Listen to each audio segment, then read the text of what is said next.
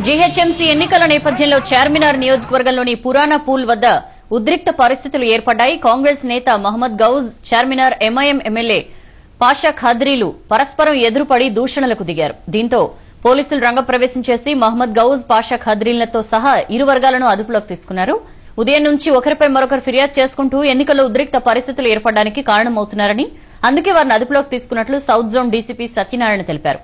దీనికి సంబంధించి పూర్తి వివరాలు విక్రాంత్ అడిగి తెలుసుకుందాం. విక్రాంత్, ఇప్పుడు ఓల్డ్ సిటీలో పరిస్థితి ఎలా ఉంది? అసలు గొడవకి ముఖ్య కారణం ఏంటి? థ్యాంక్ యూ సౌజన్య. మొత్తానికి వచ్చినట్లయితే సౌత్ జోన్ డివిజన్ కు వచ్చినట్లయితే మొత్తం 33 డివిజన్లు ఉన్నాయి. ఇందులో మొత్తం 180 పోలింగ్ బూతులు ఉన్నాయి. ఇందులో ముందుగానే 130 సమస్యాత్మక ప్రాంతాలుగా గుర్తించారు పోలీసులు. దీంట్లో 7 తీవ్ర సమస్యాత్మక ప్రాంతాలుగా డీసీపీ సత్యనారాయణ 24 గంటల ముందే సూచించారు. ఈ నేపథ్యంలో ఉదయం నుంచి కూడా చాలా ప్రశాంతంగా సాగిందని చెప్పుకోవచ్చు 1 గంటల వరకు.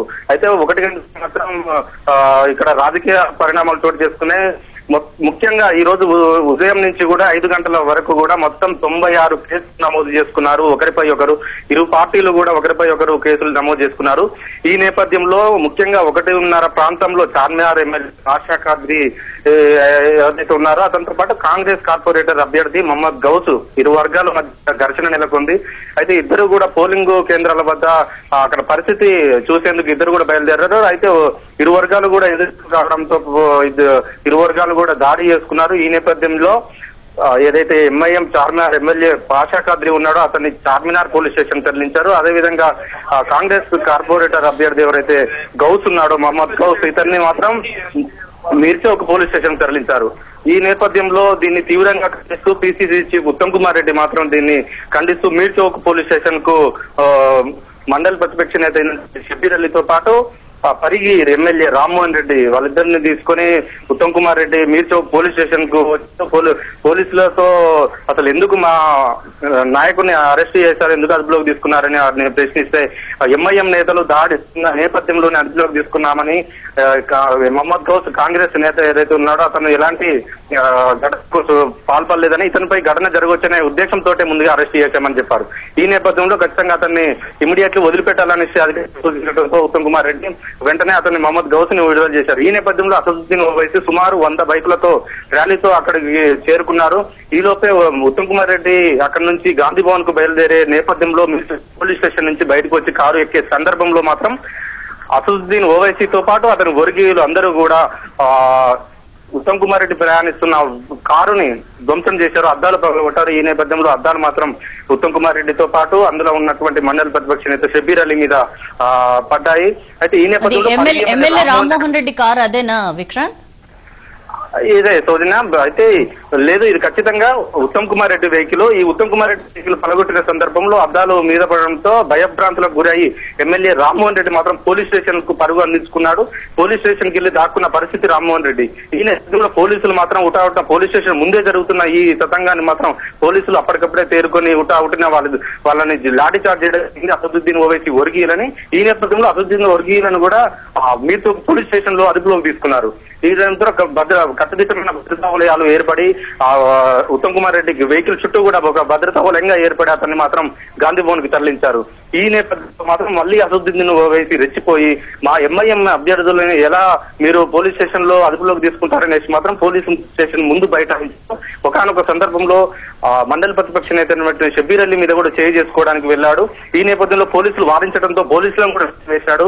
అయితే ఒక ఉద్రిక్త వాతావరణం నెలకొంది. ఈ నేపథ్యంలో మాత్రం పోలీసులు మాత్రం తేరుకొని లాఠీచార్జ్ చేసి పరిస్థితి మాత్రం చక్కదిద్దారు. సౌజన్య, ఇప్పుడు అంతా సెట్ రైట్ అయిందా? 5 o'clock అంటే ఇప్పుడు ప్రెసెంట్ క్యూలో ఉన్న వాళ్ళతో కూడా ఓటింగ్ అలౌ చేస్తామని చెప్పి ఆల్రెడీ కమిషనర్ చెప్పారు. సో అక్కడ ఓటింగ్ పై ఈ ఉద్రిక్తత తాలూకు ప్రభావం ఏం పడట్లేదు కదా?